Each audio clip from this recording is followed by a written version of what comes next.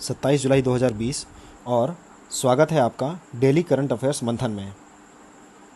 आज का पहला टॉपिक है एफएटीएफ से रिलेटेड है। आज का पहला टॉपिक एफएटीएफ एग्जामिनर का बहुत ही फेवरेट एरिया है और ये काफ़ी चर्चा में रहा है। जब से पाकिस्तान को एफएटीएफ की ग्रे लिस्ट में ऐड किया गया है तब से काफ़ी चर्चा में है, तो हमें पता होना चाहिए कि एफएटीएफ क्या होता है। अगर इस टॉपिक को होलिस्टिकली अगर आपको कवर करना है तो कुछ कुछ बातें आपको ध्यान रखनी होगी। पहली चीज़ कि एफएटीएफ होता क्या है, दूसरा पोर्शन कि भारत इसका मेंबर है या नहीं, तथा भारत की स्थिति अभी क्या है, एफएटीएफ में कितनी लिस्ट होती है तथा इसका मुख्य काम क्या होता है, तथा कौन कौन से देश इन लिस्ट में शामिल हैं, तथा इसकी स्थापना किस वर्ष में की गई थी, कहाँ की गई थी। इतनी बेसिक इन्फॉर्मेशन अगर आप ध्यान रखेंगे तो कोई भी अगर क्वेश्चन आएगा तो आप एलिमिनेट करके इसे बना सकते हैं। तो स्टार्ट किया जाए कि एफएटीएफ ने यहाँ पे क्या कंटेक्स्ट है। अभी यूजुअली एफएटीएफ हर 10 सालों में कुछ निगरानी से संबंधित काम कर रहा होता है कि किसी देश को अगर कोई लक्ष्य दिया गया है तो उसने काम किया है या नहीं किया है। तो ऐसे ही उसने हर 10 साल में भारत की भी समीक्षा होती है कि भारत ने आतंकवाद निरोधी संगठनों के खिलाफ कोई काम किया है या नहीं किया है, तो उसी से रिलेटेड है ये। तो एफएटीएफ यहाँ बोल रहा है, एफएटीएफ मनी लॉन्ड्रिंग और आतंकी फंडिंग की निगरानी करने वाली वैश्विक इकाई है। यह अर्थव्यवस्था और वित्तीय लेन देन में अवैध गतिविधियों को रोकने के लिए अंतर्राष्ट्रीय मानक तय करता है। ये एक इंपॉर्टेंट पॉइंट नोट करने वाला है और हर लगभग 10 सालों में ये समीक्षा कर रहा होता है। लेकिन अभी कोरोना के कारण भारत की जो समीक्षा है उसे कुछ महीनों के लिए एक्सटेंड कर दिया गया है। आइए जानते हैं कि एफएटीएफ के बारे में और क्या क्या खास बातें हमें ध्यान रखने वाली है। एफएटीएफ की स्थापना 1989 में की गई थी। यूजुअली ये G7 देशों के द्वारा इसकी स्थापना की गई थी और इसकी जो हेडक्वार्टर है वो पेरिस में है। ये एक याद रखने वाली चीज़ है कि इसका हेडक्वार्टर पेरिस में है। और इसके साथ ही साथ इसमें 2 टाइप की लिस्ट होती है, एक ग्रे लिस्ट होती है और ब्लैक लिस्ट होती है। ब्लैक लिस्ट में अगर देखा जाए तो अभी 2 कंट्रीज ही ब्लैक लिस्ट में हैं, एक है ईरान और दूसरा है north Korea, that is Uttar Korea. और ग्रे लिस्ट में कंट्रीज़ हैं बहुत सारी, बट अगर हमारे कंटेक्स्ट में अगर देखना है एग्ज़ाम के पर्सपेक्टिव से तो पाकिस्तान अभी ग्रे लिस्ट में है। और कुछ कुछ टाइम फ्रेम में जो कंट्रीज़ जिनको लक्ष्य दिया जाता है जो कि ग्रे लिस्ट में होती है कि आप आतंकवाद के खिलाफ अपना अभियान चलाइए तथा उसे लक्ष्य दिए जाते हैं, तो एफएटीएफ जो है उसकी समीक्षा कर रहा होता है। तो ये वित्तीय कार्रवाई कार्यबल जो है ऐसे भी देशों की समीक्षा कर सकता है जो उसका मेंबर नहीं है। जैसे कि अगर आप देखेंगे तो पाकिस्तान एफएटीएफ का मेंबर नहीं है, बट फिर भी वो उसकी समीक्षा कर सकता है। एफएटीएफ में अभी कुल 39 देश हैं और एफएटीएफ भारत जो है वो एफएटीएफ का 2010 से सदस्य है। ठीक है, अगले टॉपिक पे चलते हैं। अगला टॉपिक रिलेटेड है वैश्विक वन संसाधन मूल्यांकन से संबंधित है। तो ये जो वैश्विक वन संसाधन मूल्यांकन जो रिपोर्ट है वो कौन पब्लिश करता है? संयुक्त राष्ट्र के खाद्य एवं कृषि संगठन द्वारा ये रिपोर्ट जारी की जाती है, जिसे हम FAO भी कहते हैं। FAO इसे जारी करता है और इसकी खास फाइंडिंग अभी है कि वन क्षेत्रों में जो वृद्धि करने वाले जो 10 देश हैं उसमें से भारत को भी तीसरा स्थान मिला है। यहाँ अर्थात ये रिपोर्ट ये कहना चाह रही है कि भारत भी ऐसे देशों में शामिल कर लिया गया है जहाँ पे वन क्षेत्रों में वृद्धि हुई है। अगर हम देखें तो टॉप 5 जो कंट्रीज़ हैं जहाँ पे बहुत ज़्यादा फॉरेस्ट एरियाज़ मिल रहे होते हैं उसमें है रशिया, दूसरे में है ब्राज़ील, थर्ड है कनाडा, फोर्थ है USA, फिफ्थ है चाइना। तो ऐसे देश यहाँ पे वनों का प्रतिशत बहुत ज़्यादा है, लेकिन अगर वृद्धि की दर में देखा जाए तो उसमें तीसरे नंबर पर भारत है। आइए इस रिपोर्ट के कुछ खास बिंदुओं पर एक बार सरसरी निगाह डाल ली जाए। FAO ने 1990 के बाद से कंटिन्यूसली इस रिपोर्ट को जारी किया है। तो 1990 के बाद से हर 5 सालों में रिपोर्ट जारी हुई है और इसमें जो FRA जो अभी जो रिसेंट रिपोर्ट आई है उसमें 10 देश हैं जो कि जिनमें कि वन क्षेत्रों में वृद्धि पाई गई है। वो 10 देश यहाँ पे लिखे हुए हैं। चीन है, ऑस्ट्रेलिया है, भारत है, चिली है, वियतनाम, तुर्की, संयुक्त राज्य अमेरिका, फ्रांस, इटली, रोमानिया, ये सारे देश इसमें शामिल हैं। रिपोर्ट के अनुसार एशियाई देशों ने वर्ष 2010-2020 में बहुत अच्छी शुद्ध वृद्धि की है और एशियाई महाद्वीप में पिछले 1 दशक में वनों में प्रतिवर्ष 1.17 मिलियन हेक्टेयर की शुद्ध वृद्धि यहाँ पे दर्ज की गई है। भारत के शुद्ध लाभ में कोई ज़्यादा वृद्धि नहीं हुई है, जो कि बहुत थोड़ा सा वृद्धि है, 0.38% ही वृद्धि है, जो कि एक तरह से निराशाजनक ही है। भारत को और इस दिशा में काम करने की ज़रूरत है तथा कंटिन्यूअसली फॉरेस्टेशन ड्राइव यहाँ पे लगाने की ज़रूरत है कि जिससे अधिक से अधिक वन क्षेत्रों की वृद्धि हो सके। तो इस रिपोर्ट के बारे में आपने देख ही लिया। ये रिपोर्ट जो है कौन निकालता है? FAO निकालता है, global forest resource assessment report है, और इसके साथ ही भारत को इसमें तीसरा स्थान मिला है। और आपको देख लेना है कि ये जो 10 देश हैं, एक सरसरी निगाह डाल के रख लेना चाहिए कि ये 10 देशों में कौन कौन से देश शामिल हैं।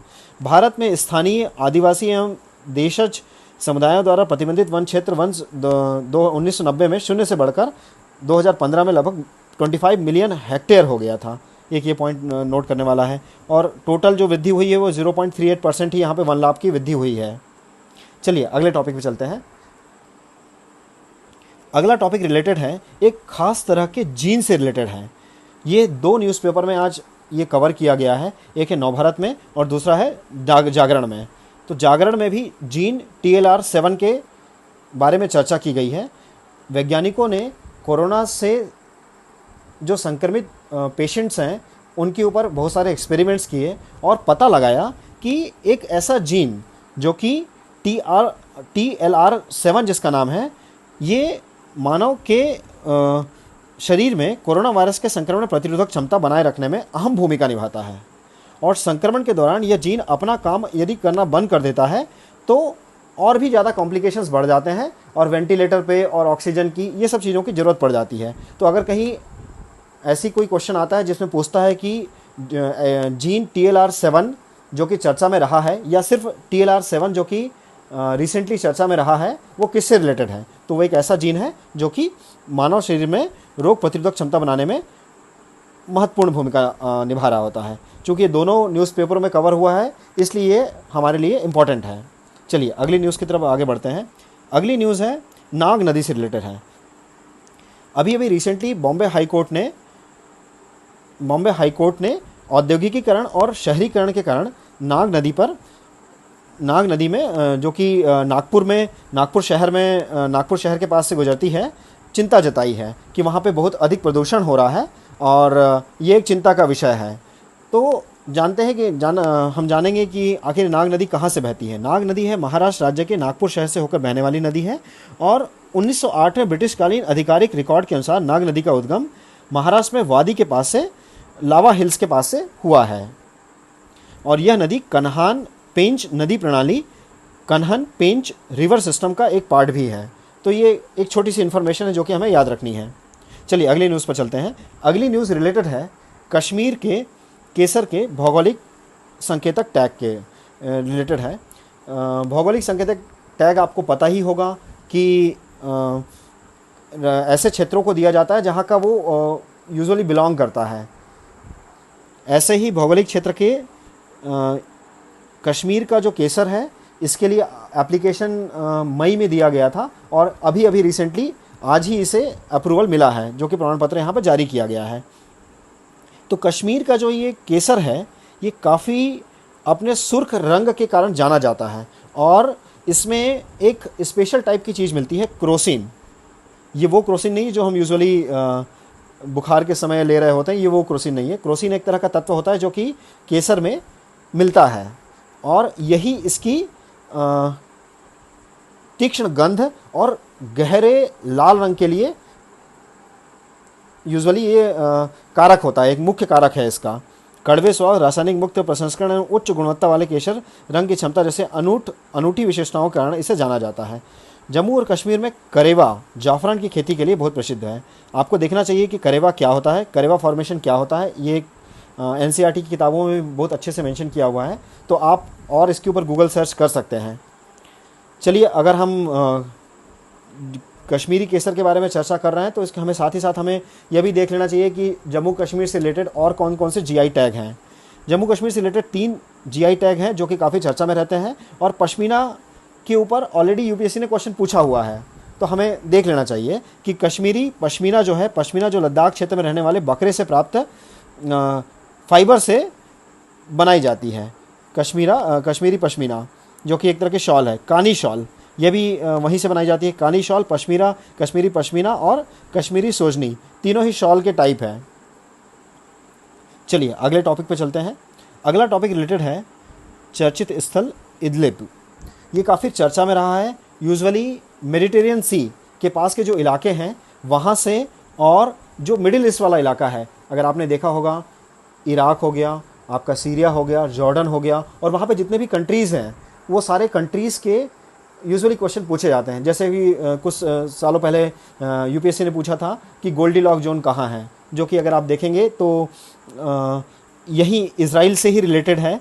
यहाँ पे कहीं गोल्डीलॉक जोन है। लेबनान के ऊपर भी क्वेश्चन पूछा जा चुका है। यहाँ पूछा जा चुका है मेडिटेरियन सी जो है वहाँ से मेडिटेरियन सी से जुड़ने वाले कौन कौन सी देश हैं जो कि वहाँ से जुड़ रहे होते हैं। तो ये जो एरिया है ये काफ़ी इम्पॉर्टेंट है एग्ज़ाम की दृष्टि से। आपको इसे हमेशा ससरी निगाहों से देखना चाहिए, तथा जितनी भी कंट्रीज़ है वो सारी कंट्रीज़ के कैपिटल्स को आपको ज़रूर याद करना चाहिए।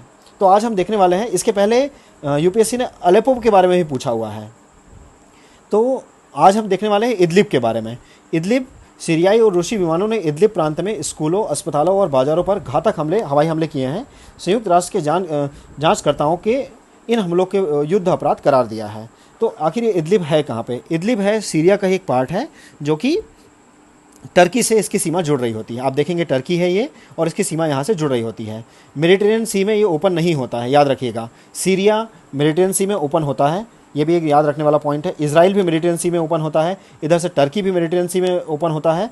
ये साइप्रस है, ये भी वहाँ मेडिटेरियन सी में ओपन हो रहा होता है। आपको इसके और भी जो दूसरे इलाके हैं जैसे रक्का भी बहुत काफ़ी चर्चा में रहा है जब से आईएस ने, और आईएस के साथ में यहाँ पे रशिया का भी प्रभुत्व रहा है। तो ये सारे इलाके आपको अच्छे से पता होना चाहिए। यूजुअली अगर आपको देखना है तो हामा, इदलिब, एलेप्पो, रक्का, अल हसेक और होम्स, ये सारे जगहों को आप ससरी निगाहों से देख सकते हैं कि किसका पार्ट है। अगला टॉपिक है वो रिलेटेड है कोरोना के इलाज के लिए बाज़ार में 2 इंश्योरेंस पॉलिसीज़ आई है।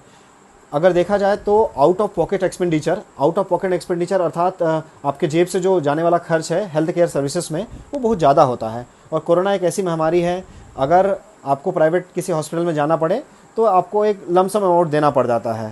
तो इसी कारण से IRDA ने, जो कि अपनी बीमा विनियामक और द विकास प्राधिकरण है, जो कि जितने भी इंश्योरेंस पॉलिसीज़ यहाँ पे इंडिया में जनरेट होती है उनको गवर्न कर रही होती है। तो उसने अभी रिसेंटली नोटिफिकेशन जारी किया है। उसके हिसाब से जितनी भी अब इंश्योरेंस पॉलिसीज़ होंगी, जितने कंपनीज़ हैं, उन सबको उसने डायरेक्शन जारी किए हैं कि आप अफोर्डेबल, जो कि सामान्य जनता कोरोना के लिए पॉलिसी ले पाएँ, तो ऐसे पॉलिसीज़ निकालिए। तो वो लोगों ने 2 पॉलिसीज़ निकाली है, एक तो कोरोना कवच और कोरोना रक्षक। कोरोना कवच और कोरोना रक्षक दोनों ही पॉलिसीज़ जो हैं, कोरोना कवच और कोरोना रक्षक नामक पॉलिसीज़ यहाँ पे लॉन्च कर रही है। ऑलमोस्ट सारी कंपनियाँ लॉन्च कर रही है। इसका प्रीमियम बहुत ही कम होता है, जो कि अफोर्डेबल होता है। यूजुअली अगर आप 9 साढ़े 9 महीने का अगर कोई प्रीमियम कराते हैं तो वो अराउंड 1000 रुपीज़ में हो जाता है और आपको 5 लाख रुपए तक का कवर मिलता है। तो ये कि इम्पॉर्टेंट न्यूज़ देखने को मिली कि अगर कहीं मालूम चल जाए कि आपको कहीं पूछ लिया जाए कि कोरोना कवच और कोरोना रक्षक क्या है, तो ये 2 पॉलिसीज़ हैं जो कि कोरोना से बचाने के लिए डिफरेंट कंपनीज़ निकाल रही है। और ये IRDA के नोटिफिकेशन के बाद से ये वाली चीज़ शुरू हुई है। थैंक यू दोस्तों, thank you for the discussion. आज के लिए इतना ही है इस डिस्कशन में। Thank you.